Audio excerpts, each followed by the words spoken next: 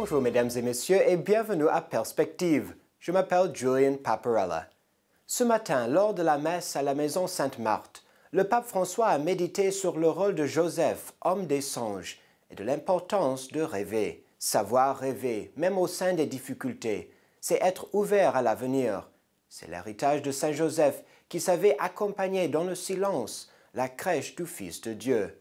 Aidant Jésus à grandir, à se développer, Joseph a trouvé le lieu pour faire naître cet enfant, qu'il a soigné, lui a appris son métier.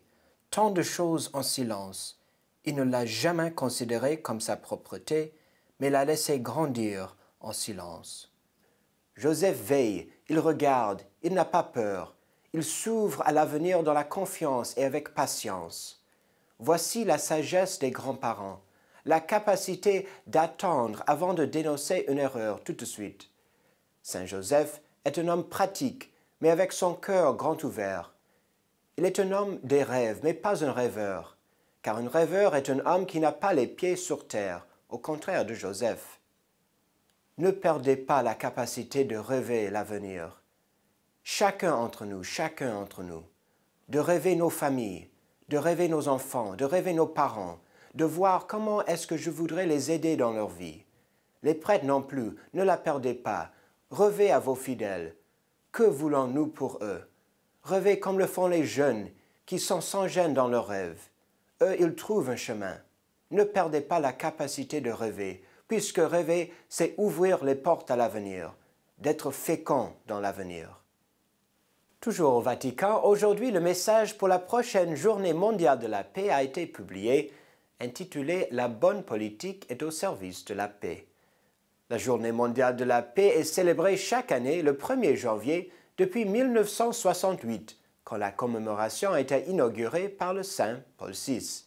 Elle coïncide avec la solennité de Marie, Mère de Dieu. Cette année, le pape François a pris l'occasion pour interpeller les responsables politiques quant à leur mission au service de la maison commune. Le message a été présenté par le cardinal Peter Turkson, préfet du Dicaster pour le développement humain intégral. La paix, le pape a souligné, est comme une fleur fragile qui cherche à s'épanouir au milieu des pierres de la violence. Le pape rappelle avec réalisme l'écueil fréquemment éteint par les responsables politiques. La recherche du pouvoir à tout prix porte à des abus et à des injustices. La politique est un moyen fondamental pour promouvoir la citoyenneté et les projets de l'homme, mais quand elle n'est pas vécue comme un service à la collectivité humaine par ceux qui l'exercent, elle peut devenir un instrument d'oppression, de marginalisation, voire de destruction. Mais au contraire, accomplie dans le respect fondamental de la vie, de la liberté et de la dignité des personnes, la politique peut devenir vraiment une forme éminente de charité. Tout chrétien est appelé à vivre cette charité selon sa vocation. L'engagement pour le bien commun, quand la charité l'anime, a une valeur supérieure à celle de l'engagement purement séculier et politique.